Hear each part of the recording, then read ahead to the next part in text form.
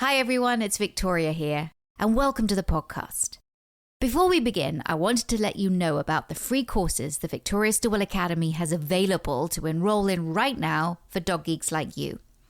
Just go to vsdogtrainingacademy.com and click the enroll button, and you'll see the free course options. That's vsdogtrainingacademy.com. See you there.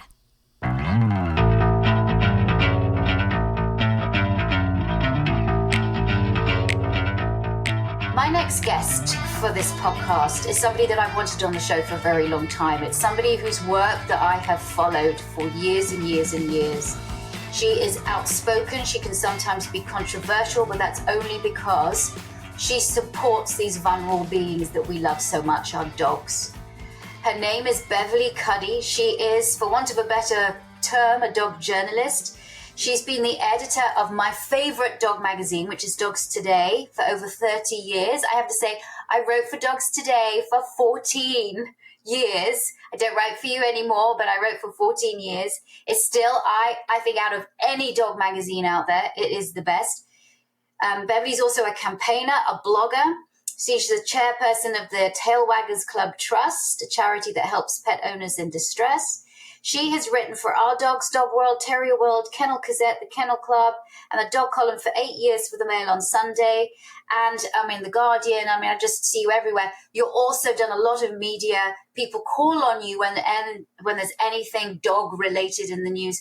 You were an avid campaigner regarding the puppy mill, so you helped to get Lucy's Law across the line.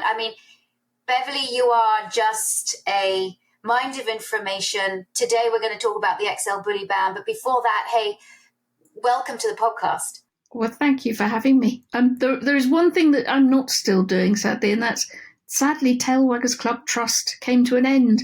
It was a very old trust and it ran out of money. So, and what changed was that there were so many people who needed, who were in crisis, that it became insurmountable, that there was no way you could get enough money in to help everybody. But what we try and do is help people to help each other now. So we found that by connecting people, we might not have had an endless pot of money, but we still do help people in crisis to help each other.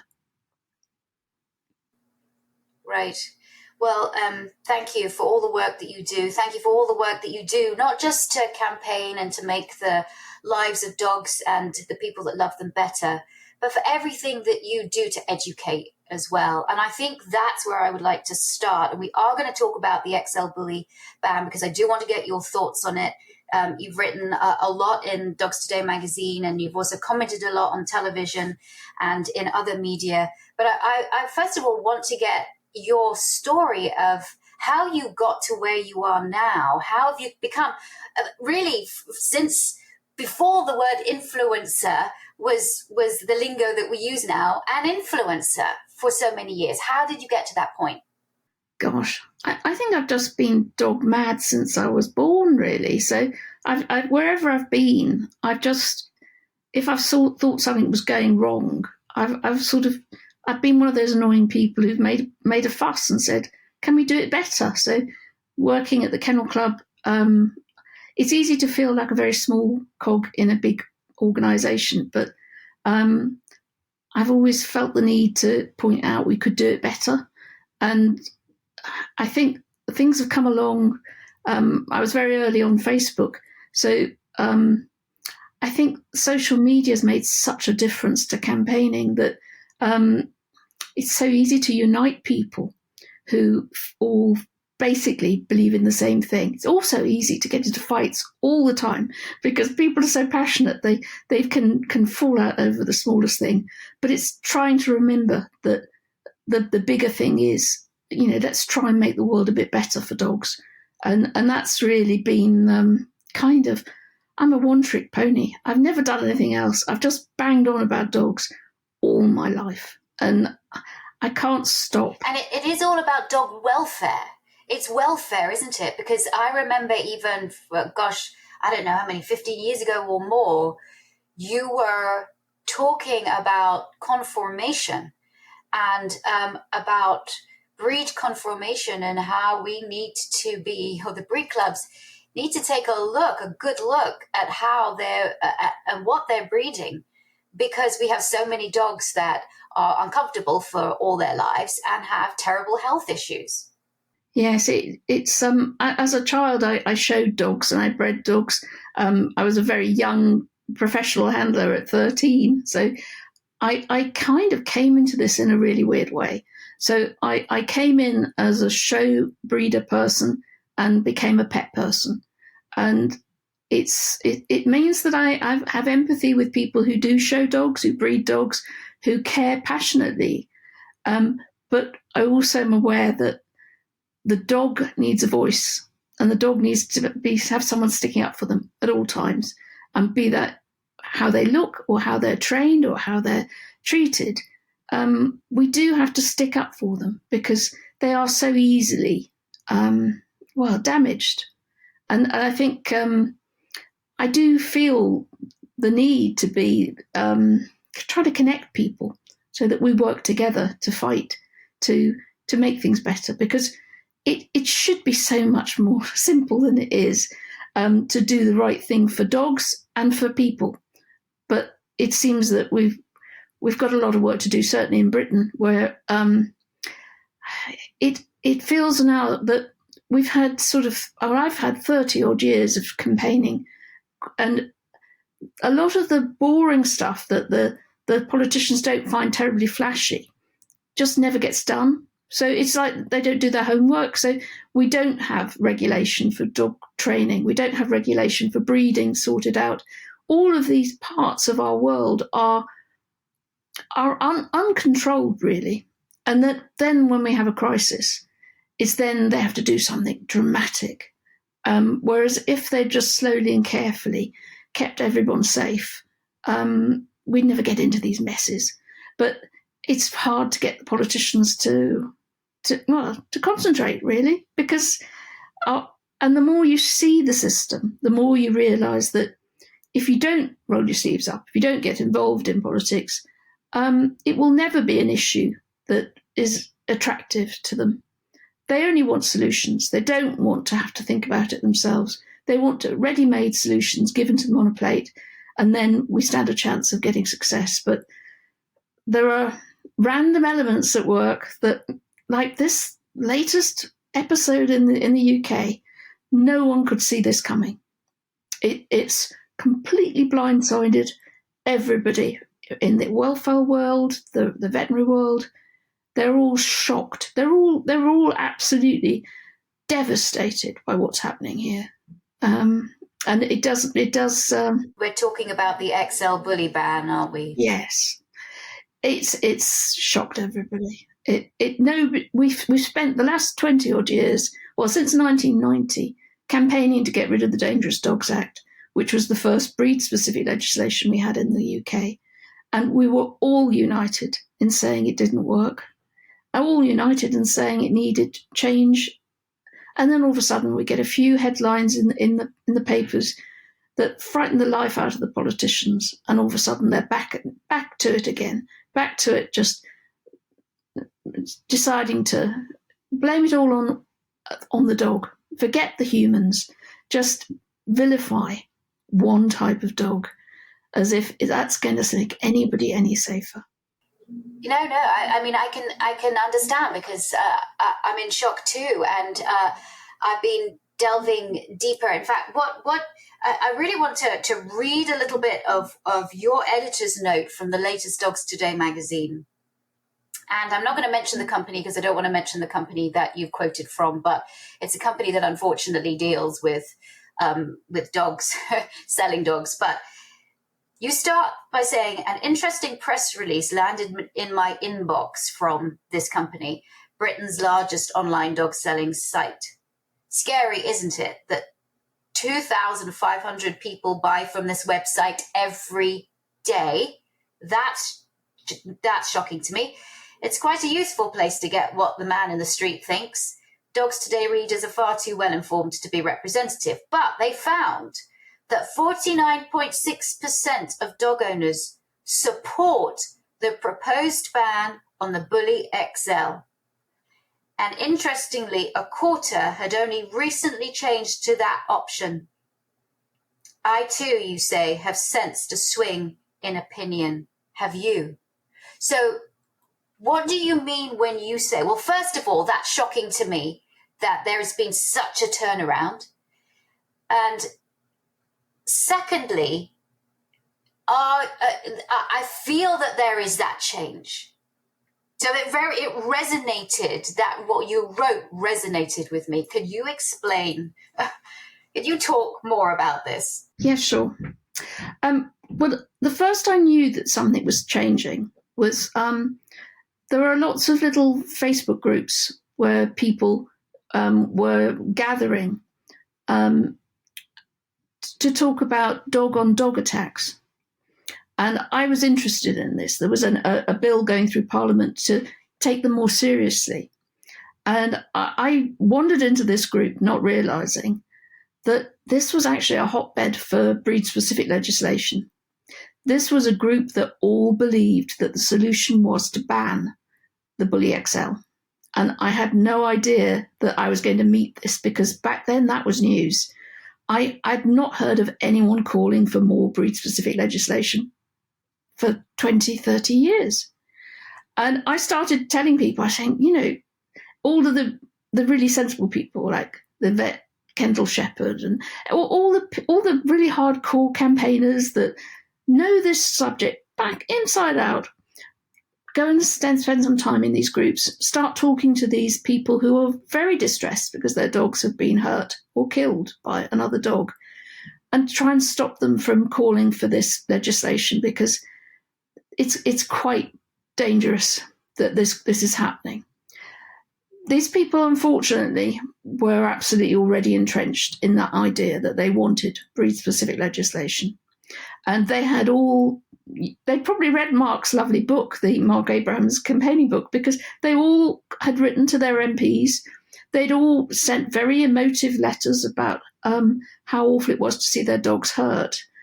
And they all gave the solution as a breed ban, including this dog in the ban.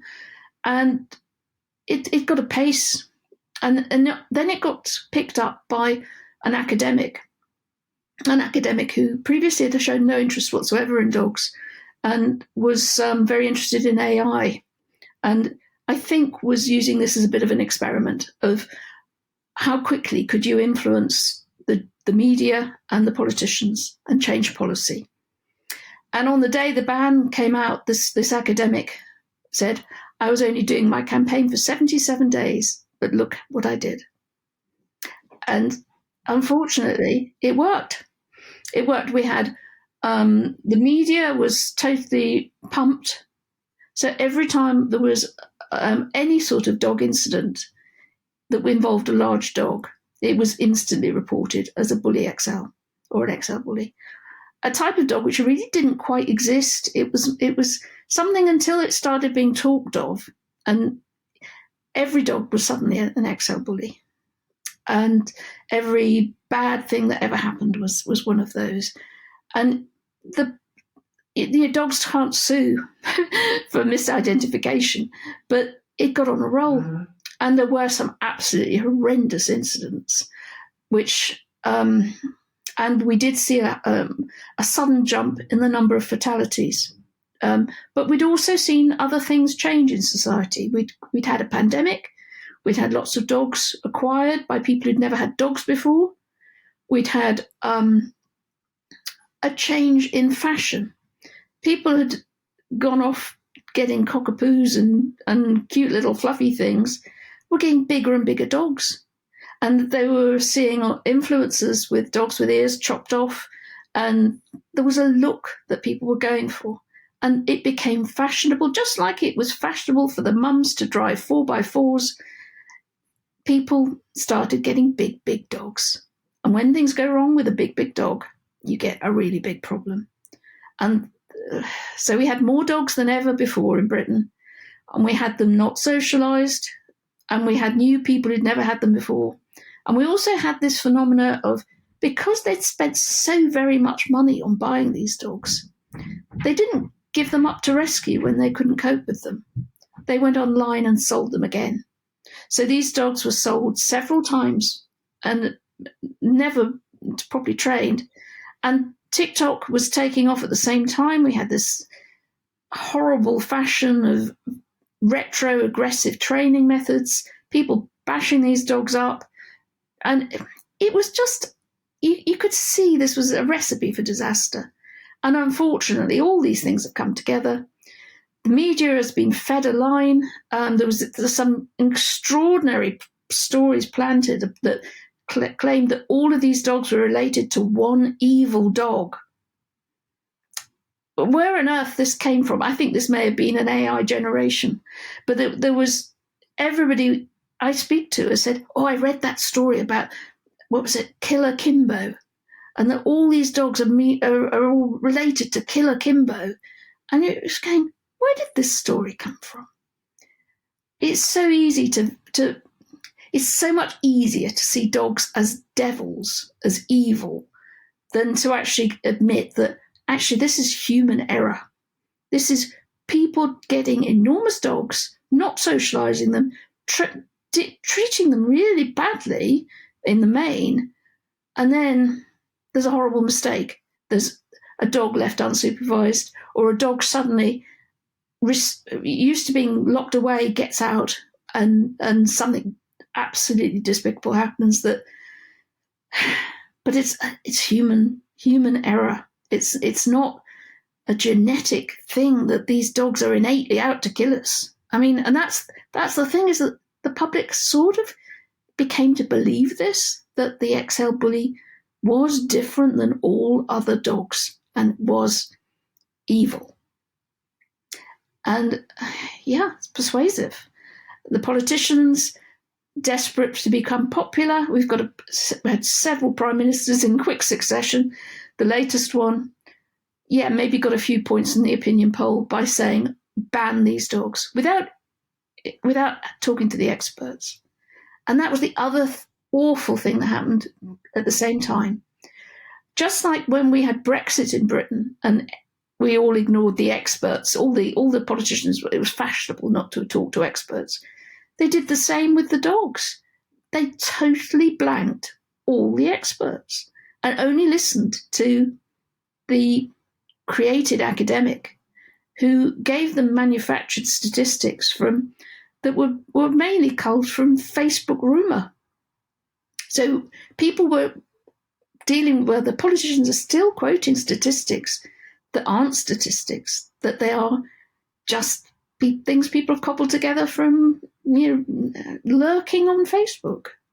Yet that has changed the law of the land. And come December, New Year's Eve, which is every dog in rescue that fits this extremely vague standard of what they've decided the Bully XL is, will either be killed or be frozen and stuck in rescue for forever.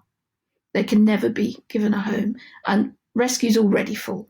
So nobody can afford to keep these enormous dogs locked up for their very long lives because they're all quite young. It's a mess. You talk about the vagueness of like what constitutes an XL bully. And so if you go onto the UK government's website and you look at their official definition of an XL bully dog, it says the general impression is a large dog with a muscular body and blocky head, suggesting great strength and power for its size, a powerfully built individual. Well, isn't that pretty much every single Mastiff and many bully type dogs? The adult female has to be taller than 19 inches at the withers, and the adult male has to be taller than 20 inches at the withers. And then they goes on to say what the head looks like, the teeth, the neck, forequarters. Well, that's like any bully type dog.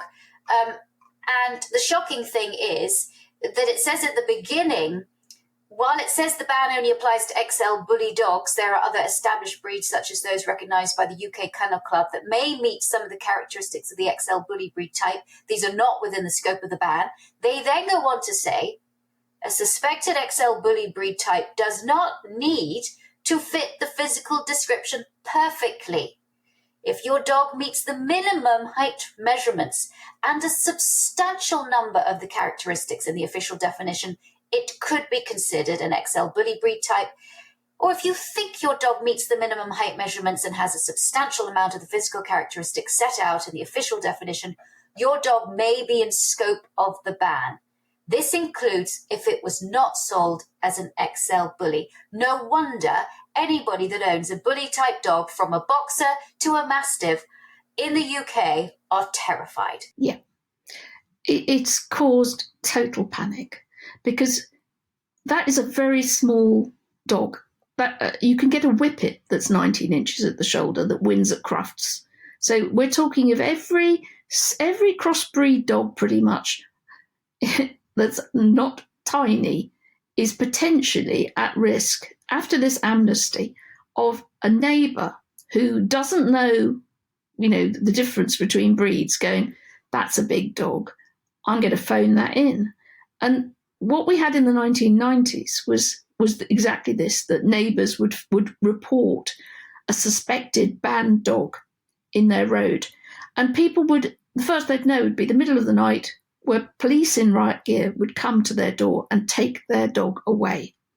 And they would then have to go to the court to fight to get the dog back. It was totally the opposite of normal justice. Your dog was guilty until proven innocent. And totally normal people became criminalised overnight. And people, not that many people remember that era. And that's the scary thing, is that people go, oh, well, they won't do that. No, that's what happens. It does happen. And if we don't challenge this incredibly bad piece of legislation, we're going to spend decades trying to sort this mess out. And worse than that, the mental suffering for the vets, for the people working in rescue, who are going to have to be killing healthy, normal dogs that are no risk to anybody. How will they ever get over this? There's already 94% of vets have said they won't do it. We're seeing, people just saying, the BVA are saying they don't agree with this legislation. There's nobody that is going, we want this, who knows anything about dogs. So we're hoping that you're we can right, overturn because it. It was the same. You're right, because I do remember when the Dangerous Dogs Act came in 1991, wasn't it? And then I became involved in a case in Belfast with Lennox, the American Bulldog mix, and he lost his life after a 2-year battle to save him. He lost his life on July the 11th, 2012. I was over at Belfast at the time, trying to work with the family to save him, and we had people ready to fly him to America. But the Belfast City Council had to be right. They didn't care. When you said about the evidence that today, that it's almost confirmation bias, isn't it? The government, because they want to push this through, are not going to get experts that actually know what they're talking about, and that maybe have an argument for the other side. They're going to get the people that confirm their bias. And the same thing happened with Lennox. I remember that David Ryan and also Sarah Fisher had done very, very extensive behavioural assessments with Lennox, had gone over to Belfast to do that. And they shared all of their findings with me. I watched all the videos, I watched all the assessments, I concurred with what they had said. I spoke with the family. I unfortunately never met Lennox myself. I wasn't allowed. I was there asking the council if I could go and make an assessment, but no. And what they listened to more than these great experts was a police officer, a dog handler who had absolutely no experience or no certification in any kind of training or behavior. And he went and did an examination of the dog to measure the dog for all the measurements to say this is a pit bull type. And the dog, Lennox let him do that. And the only time that Lennox was like, I've had enough, is when this particular gentleman walked out of the pen and Lennox barked at him and jumped up as he walked out. But Lennox had never bitten anybody. Lennox had never bitten anybody in the family home or whilst he was incarcerated. And he was a scared dog because of what was happening to him. But as you said, if you don't think people aren't going to come, or your neighbors aren't going to rat on you, or people aren't going to come in the middle of the night and come take your dog, well, you are sorely mistaken, because they will. And it happened to Lennox. A neighbor saw him in the front garden, even though Lennox was an American Bulldog mix, and the puppies, his brothers and sisters, weren't taken away because they're American Bulldogs, but he wasn't. They belonged to other people. Somebody said that there is this pit bull in the garden, and the dog wardens came and took him away. Yeah. And the family had to fight to get their dog back. And their little girl, this was almost her therapy dog. Yeah. So if you don't think it can happen, yes, it can happen. Yeah. And they will get their way. You try, you can bring the best minds and brains in the business. If the government doesn't want you to do it, too bad. And the thing was, back then, we thought it was bad then, but the actual definition of the pit bull is much more comprehensive than this very vague catch-all that they've now got for the XL bully. There was chances that you could argue that your dog wasn't a pit bull, but there's no arguing with this piece of legislation, because the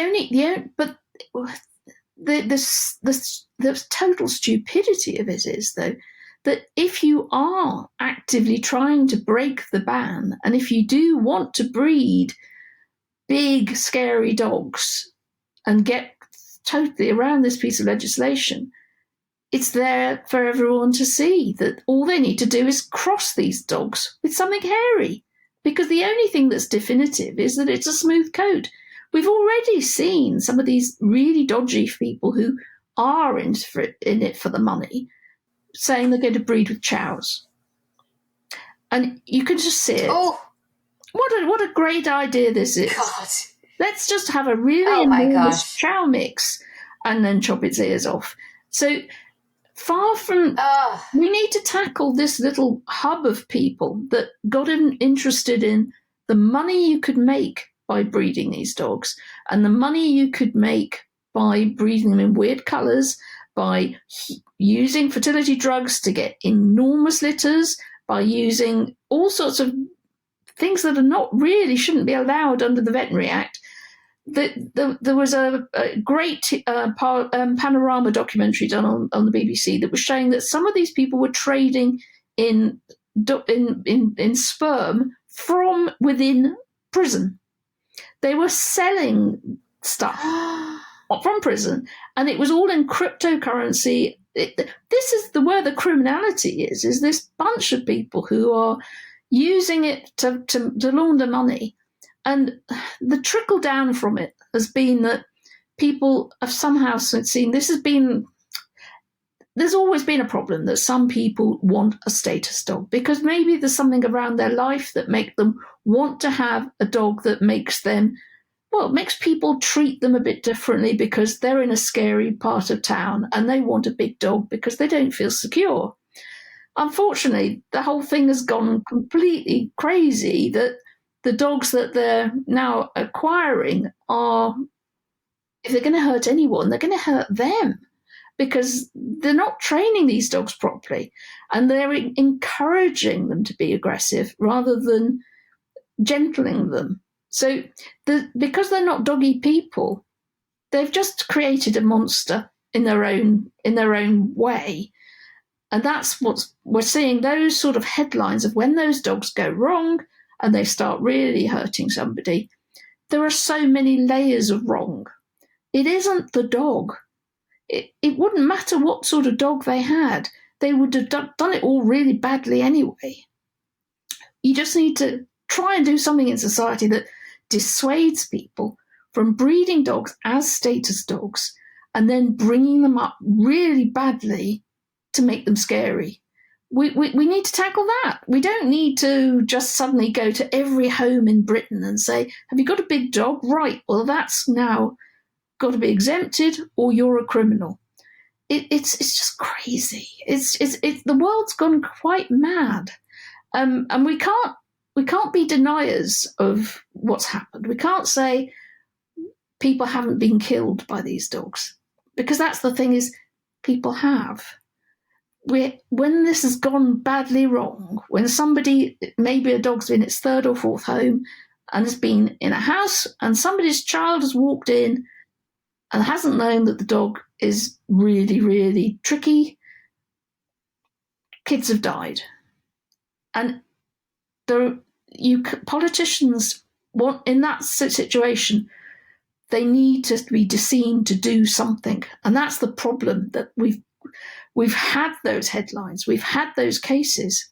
We can't say it hasn't happened, but what we do need to give them is things to put in place that will dissuade people from bringing dogs into this world that for all the wrong reasons. And that's really what's at the core of this, is not taking charge of the whole piece of how dogs are bred, how they're sold, and how people bring them up.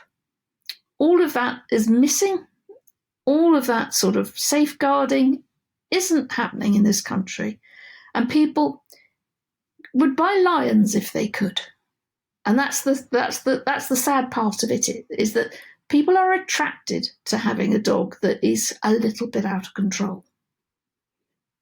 How do we stop people wanting to run towards that?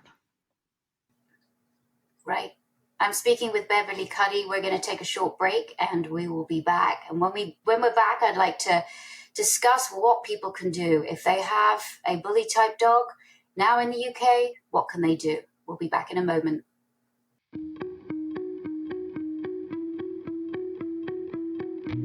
A quick break here to get a word from this episode's sponsor, the Victoria Stillwell Academy.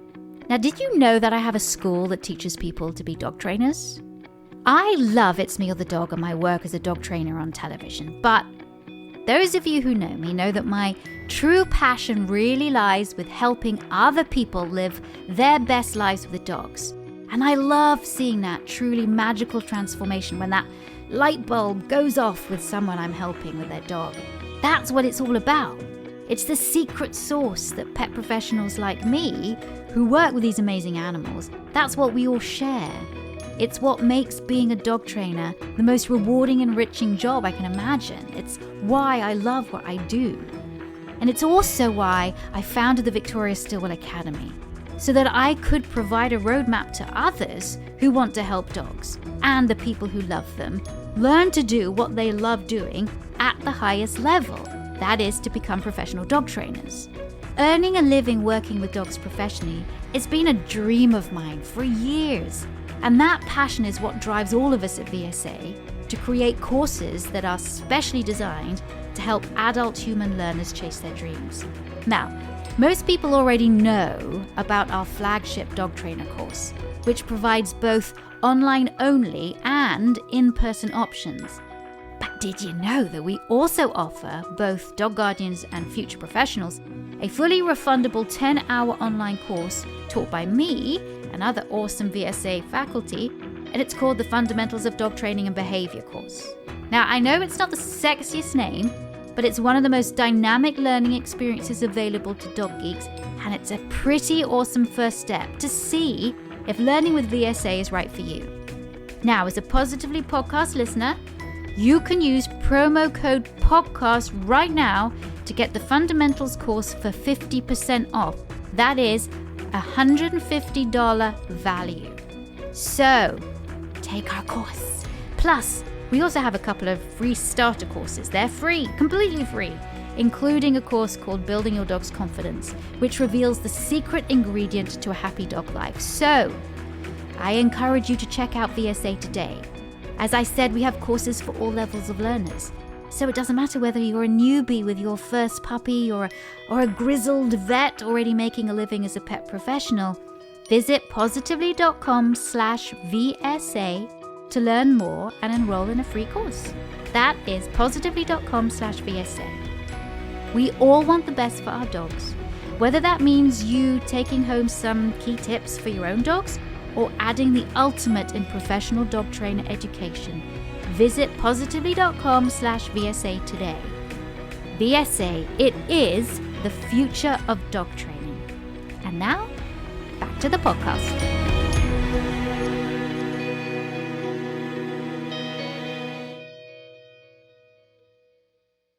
I'm back here with Beverley Cuddy talking about the XL bully ban and other things. And,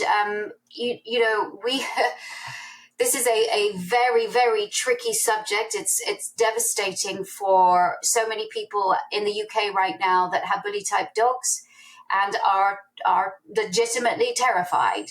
What can you do, Beverley, if you have a dog that looks to be of type an XL bully? Because as you said, it's exceedingly vague what constitutes an XL bully now. It can basically be any kind of bully looking dog, bull breed type of dog, or mastiff type of dog. What can people do? Well, probably there's a few things to do. There is an amnesty period, so people can self-certify that their dog is possibly an XL bully. But the difficult thing is, if you know your dog isn't an XL bully, it feels very strange to be applying for exemption. But it may be safer to have exemption in place than to wait till after it becomes criminal to own a dog that is considered of type, because then the dog can be seized and can be taken away, and you could spend ages trying to fight to get your dog back, and they're going to be damaged by the process of being held in a secure kennels. So a lot of people are preemptively applying, even though they know their dog is not an XL bully. But there are lots of negatives to doing that, because as soon as you say your dog is an XL bully type, your health insurance for your dog is voided. So if you've got a dog that's already got health problems, you're going to lose all your pet insurance. Some people are finding as well that if they're in rented housing, they may not be able to live there anymore because the dog becomes a banned breed. We're seeing publicans who are being told they have to choose between their job or their dog because they won't be able to stay if their dog becomes a banned breed. So muzzling your dog is not the end of the world. Having the dog on a lead all the time, it's not great, but at least they're alive and they're with you. So some people are just, belt and braces, apply. But at the same time, it's still time to fight. There was a debate in Parliament on Monday, I think, so a few days back, where a massive petition had got to 600,000 signatures that said that we shouldn't be banning the Bully XL, that it's people that are the problem, not a specific type of dog. And it was actually a really well-attended debate, really passionate speaking from many of the politicians.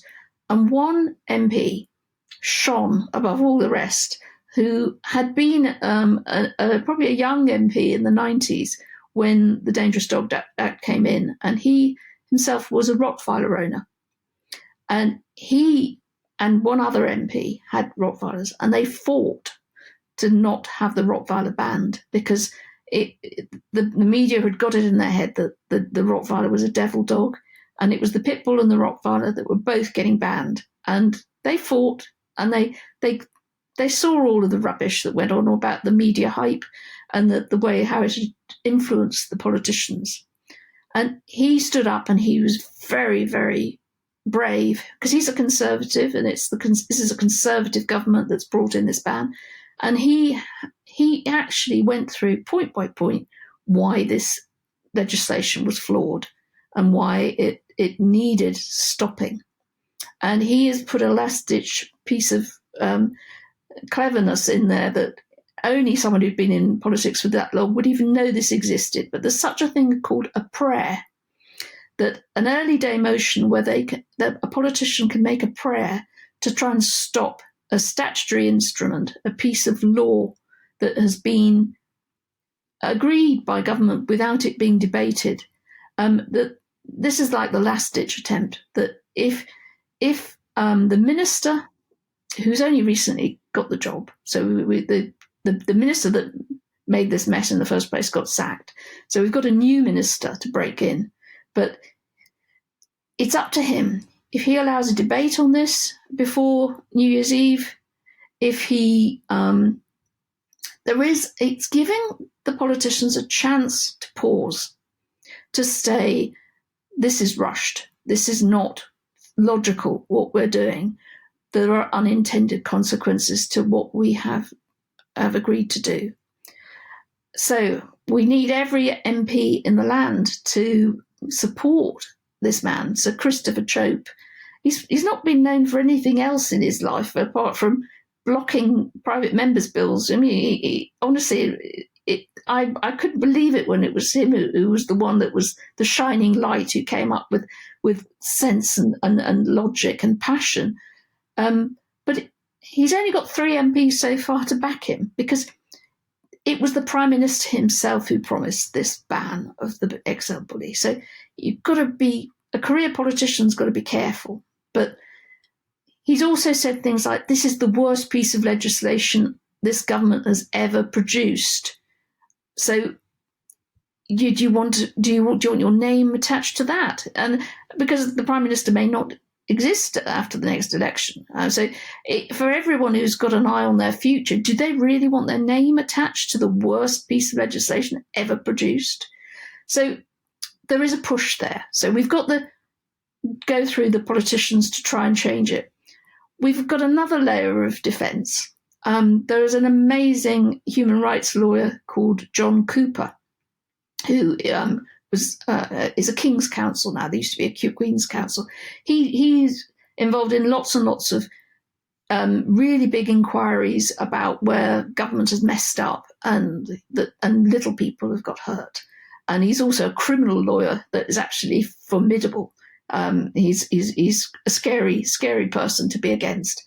He has taken this on, and all of the XL bully community has raised a war chest of £150,000 for the money to take this to judicial review. So if all else fails, we can drag it through the courts. And recently there was a judicial review that the government lost on sending all the migrants to Rwanda. There was this crazy idea that all these poor economic migrants that came over in boats, we should just pick them all up and then put them on a plane and send them to Rwanda, which is obviously a really strange thing to do to people who are already having a horrible life. Let's send them to a far, far away place. That was one. So a judicial review went to court, and the government was not allowed to continue doing that. But the government just then went back to court and have come up with a workaround. But it slowed them down. So whilst we could take this judicial review, we might win. It's a very good case, because every expert in the land will attest that this is a really, really bad idea that is not based on science. This is based on pure red mist. The need to be seen to be doing something that isn't necessarily going to achieve anything. One of the things we have to prove is that breed-specific legislation doesn't make people any safer. And one of the sad things is that you can actually prove that, because there have been more fatalities attributed to pit bulls since they were banned than before they were banned. So what was the point of banning them? It gives people a false idea of security. If you ban something, it doesn't take the risk away of when you do things badly. By making it all the fault of a type of dog, you take the power away from people being able to change their behaviour. You don't tell people the cause of when things go badly wrong and you get a fatality. If you don't ever examine what causes those terrible, terrible incidents, and you just blame it all on the dog, well, we never learn, and we never will. So that's the only two things at the moment is we're trying to whip up the politicians into a bit of a rebellion. And if not, then lovely John Cooper, who's got a rescue lurcher, and who was writing for Dogs Today for some years as well. It's a very small world. He brought in the hunting back bill as well. He's done lots of stuff behind the scenes. That this is a guy who understands the law, but also politics. And it has to be said, he's got a foot in the Labour camp. So if we can just get this fought until the next election, we might be able to persuade a Labour government to undo a lot of this damage.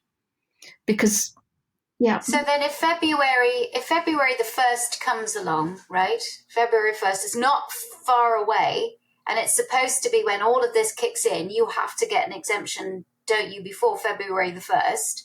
And did I see somewhere in there, Beverley, that if you want to give up your dog, the government will give you £200 to get it euthanized? Yeah. Is that right? Yeah, it's a dog scrappage scheme, because we've got something similar for cars. So it's absolutely unbelievably horrible. But the £200 goes direct to the vet, so you don't get to keep the money. But it's still a really odd thought that would somehow help. That, here's some money to help you kill your best friend because of our silly rules. So another thing that we're very, very worried about is all the people who are homeless people with their dogs who might have a cross that will fit this, because they will not be able to get exemption. Life's already hard enough for them as it is, but for them to actually then have to have their dogs put to sleep because of this silly rule, because there's not one word about behaviour or temperament in this standard. This is purely appearance. There's not even a logic to it that, genetically, if you can prove your dog is a different type of dog entirely and has no Bully XL in it because it's 100% something else, unless it's a Kennel Club recognised breed, it's irrelevant. For some reason, they've decided to give everyone a pass if their dog is 100% a Kennel Club recognised breed. But there are so many breeds that aren't, like the American Bulldog, the Cane Corsa. There's so many big, chunky dogs that are definitely a breed, but the Kennel Club decided not to register them. So they're absolutely in the wilderness. So anybody who's got one of those dogs, lots of people with American Bulldogs are absolutely panicking. People who are doing agility, competitors, are saying, I won't be able to compete anymore because my dog will become a banned breed. People are, and there's so many questions as to, well, I know it's not a Bully XL. You ask DEFRA what to do, and they say, well, in this period of amnesty, it's up to you to decide if it is or isn't. And if we can't guide you. Nobody can. So they're measuring. You could go on the site and it says, this is how you measure. This is how you can measure your dog. And it's got a video of how you measure your dog. I mean, it's absolutely how to measure your dog's height. It's just awful. I can't just put into words how stupid this is. Yeah. Well, the thing was that they had this, they were talking to everybody. They were talking to the RSPCA, BASSI, all the dog coalition, the vets, all the sensible people. And they got to a point in the discussion where all the sensible people said, no, we can't actually help you anymore to do this because it is so ridiculous. So they left the table. And then that left them with just, I think, some policemen. And so the outgoing minister, together with a policeman, I think, came up with this standard that's based on nothing. It's just words, irrelevant words. Yet that is now And she's used something called a statutory instrument, which rushes this into law without any debate. It's an incredibly undemocratic way of changing the law. Even when we had the Dangerous Dogs Act, I don't think things were done like this. This has been done in a very underhand way to just totally blindly do what the Prime Minister asked for. There's been no discussion. And I don't think people are only just beginning to realise the enormity of what is going to just click into place on New Year's Eve. Because the first deadline is New Year's Eve, because anyone in rescue who's got a dog that fits this standard has to have them dog put to sleep, or they then become the owner forever, and they can't transfer its ownership. But rescue before this started was at 130% capacity. There were 30% of dogs waiting to come into rescue. Because we're in a cost of living crisis, the whole place was just falling apart anyway. And on top of this, they've suddenly had this rushed through. They thought there was going to be months and more months before this deadline. And until they saw that definition, they had no idea dogs of such a short height were going to be affected. So some of the more canny rescues have been saying, well, we won't bring any more big ones in because we won't be able to rehome them before the deadline. So they've not been letting, they're still taking in crosses that were smaller. So they've all been caught out. They've got absolutely, no sensible rescue is rehoming around Christmas. So we've just got one day and then we're into December when we're talking now. So suddenly rehome every large, smooth-coated crossbreed in Britain before New Year's Eve has to. And people are doing crazy things because Scotland is refusing to do it. Scotland is becoming like a place to escape to. So lots of other people are moving dogs to Ireland to avoid this ban. But I don't think anyone's thought it through. And the other thing is there's also this thing about neutering these enormous dogs, so many of them so quickly, and getting them all to be muzzled and stopping them being able to be exercised. Most dogs, when they do bite, it's in the home, and they won't be wearing their muzzles then. So what they're doing is they're stopping these people being able to exercise these big dogs. They're stopping them to be able to train them because all the trainers are having their insurance voided because they can't work with the banned breeds. So we're creating... Wait a second, Beverley, let me just interrupt you there. Hold on. You said trainers will have their insurance voided if they work with these banned breeds. Is that what you said? That's right. No one could get insurance. So all the people running the dog fields, the secure fields, they're being told by their insurers they cannot rent their fields to banned breeds. So these dogs cannot get any exercise. They can't be trained. And they're going to be holed up in people's homes.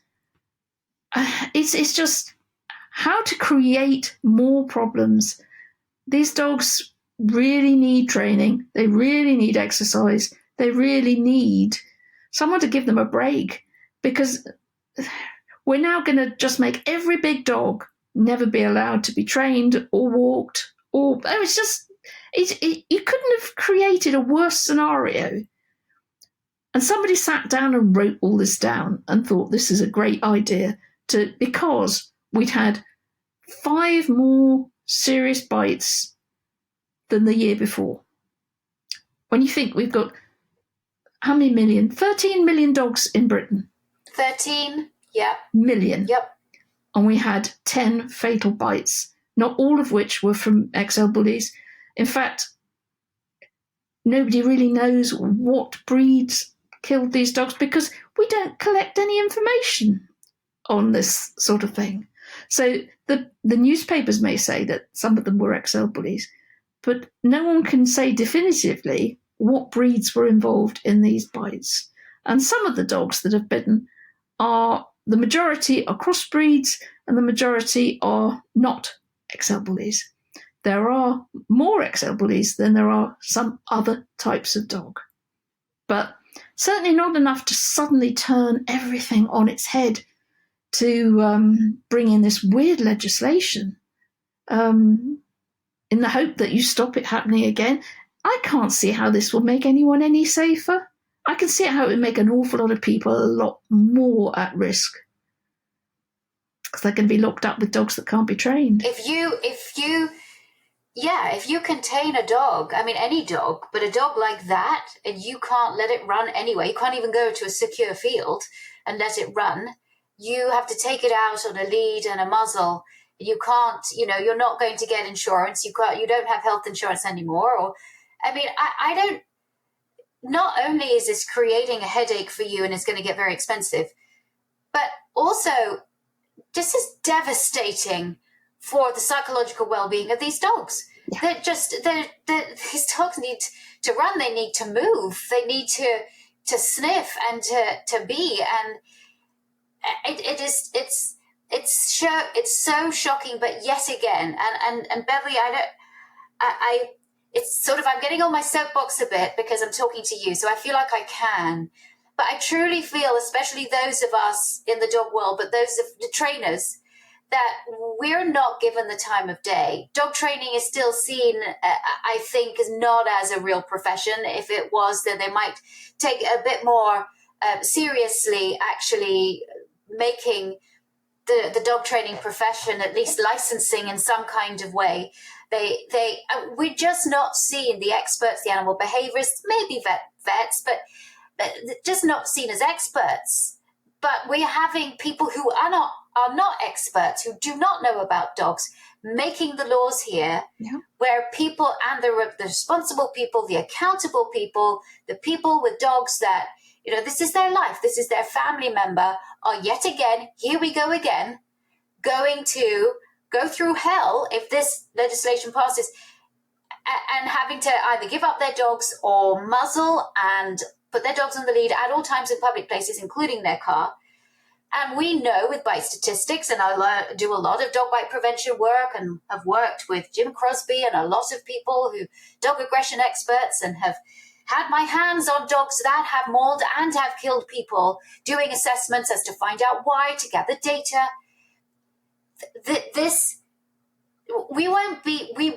Nobody wants to hear from us. Nobody wants to have the true experts weigh in on this at all. So where do we go? What do we do? Well, we rely on people like you. We rely on the politicians that are on our side, and as you said, the council that is on our side, to try and sort of talk some sense. We don't want people to die. We're not even one person. We don't want people to be bitten, not even one person.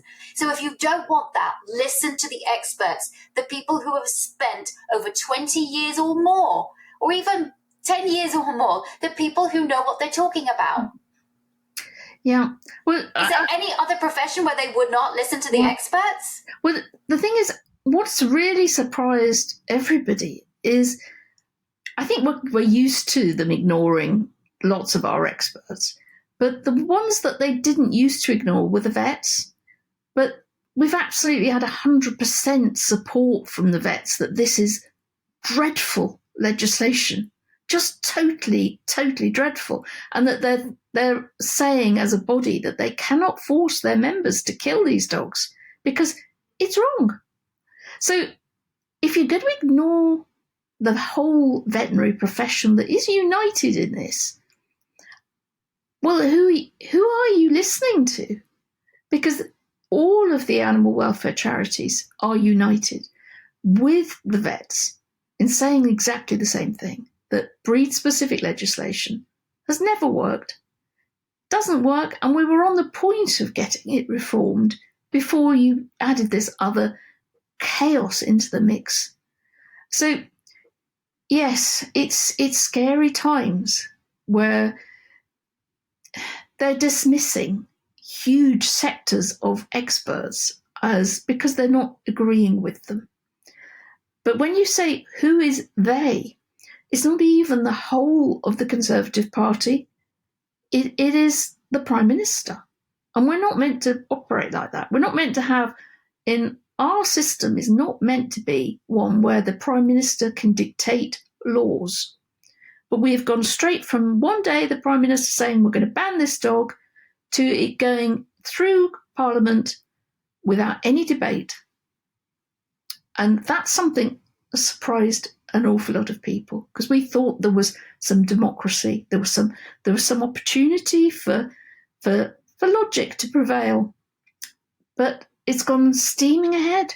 So we're hoping that at some point some of the older statesmen who are still around, who do respect law and order and belief in justice, to step in, because to suddenly criminalise such a huge number of people for owning dogs that they've never in their life imagined for a minute were an XL bully. It's unbelievable. So many people stood up in that debate, so many politicians, and read out stories from their own constituents saying, this dog is part of my family, it means everything to me, I can't understand why I'm going to be dragged into this. I know what my dog is, it is not an XL bully. But even those people who have got XL bullies, there's still no reason to do this to them. It's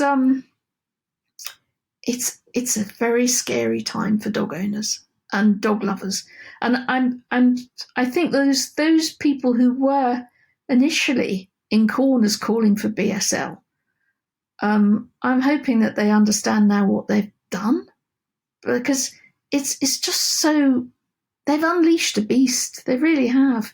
I mean, it's awful that dogs bite each other. And it's not something anybody can deal with. But we certainly shouldn't be setting dog owner against dog owner. We need to unite. We need to fight this.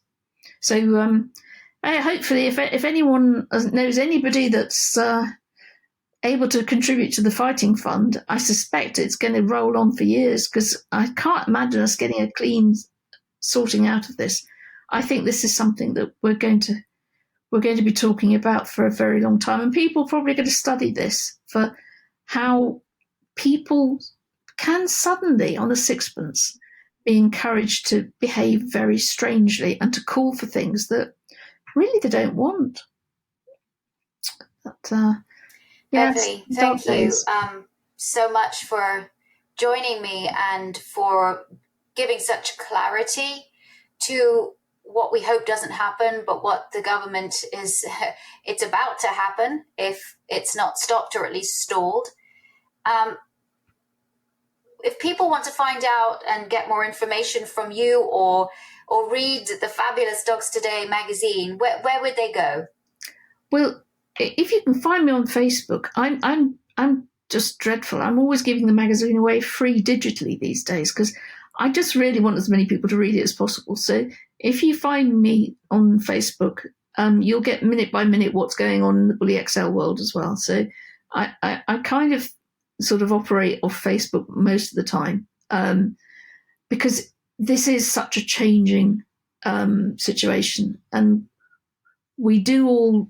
everyone who's fighting are all talking to each other, and sometimes they're not telling people what's going on because they're too busy actually at the coalface. So anyone who's interested, just find me, and I'm talking about this non-stop, unfortunately.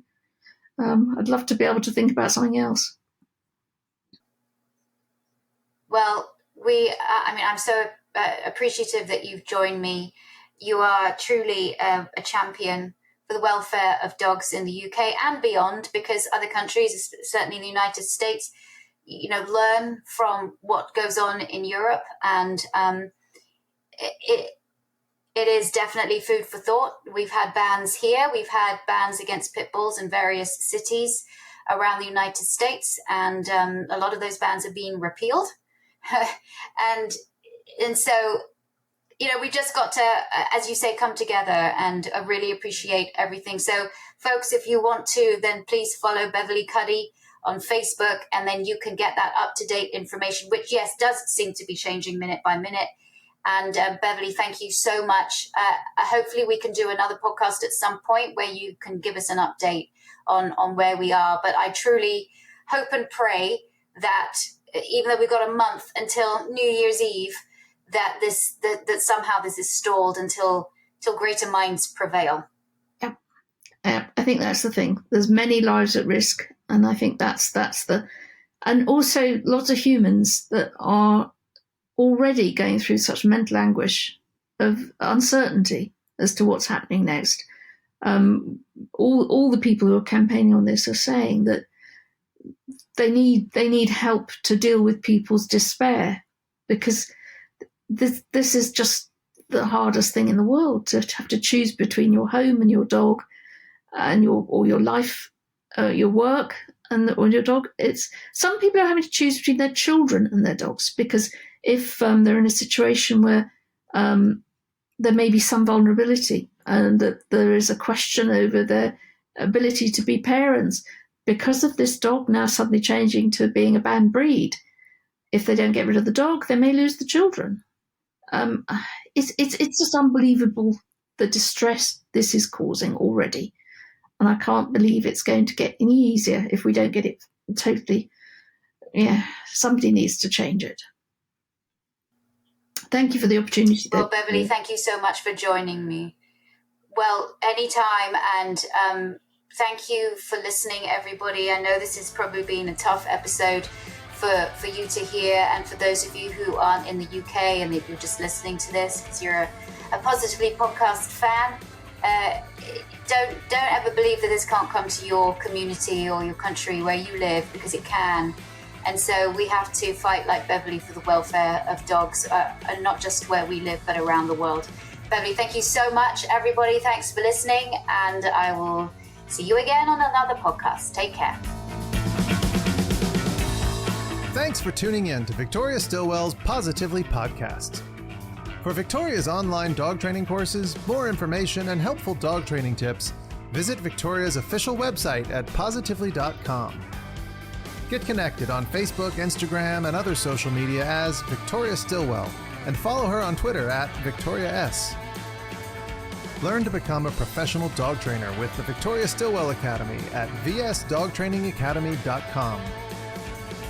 And be sure to tune in next time as Victoria helps you and your dog live your best life together, positively.